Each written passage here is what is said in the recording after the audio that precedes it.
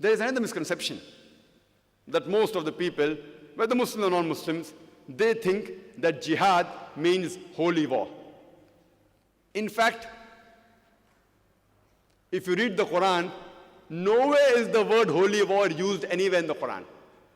Nowhere will you find holy war mentioned in any of the authentic hadith of the Prophet, sayings of the Prophet Muhammad Sallallahu Alaihi Wasallam.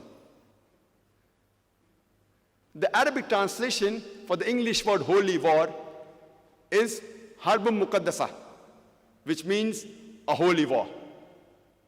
This word is nowhere mentioned in the Quran, nowhere it is mentioned in any of the authentic hadith of the Prophet.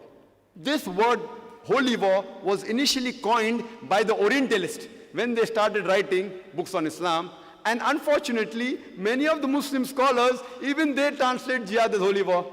It's unfortunate. If someone makes a mistake regarding the religion of Islam, unfortunately many of the Muslim scholars, even they use this English translation thinking that the most appropriate translation for the Arabic word jihad is holy war, which is totally wrong.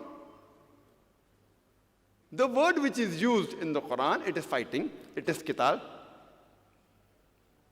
It means to kill.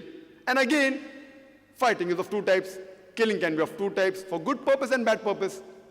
As Allah says in the Quran, in Surah Nisa, chapter number 4, verse number 76, that the believers, they fight in the way of Allah subhanahu wa ta'ala. They fight in the way of Allah subhanahu wa ta'ala. And the unbelievers, they fight in the way of the Satan. So the believers, let them fight against the brothers of the Satan. That means the evil people, they fight in the way of the devil, and the good people, they fight in the way of Almighty God. So jihad does not mean holy war.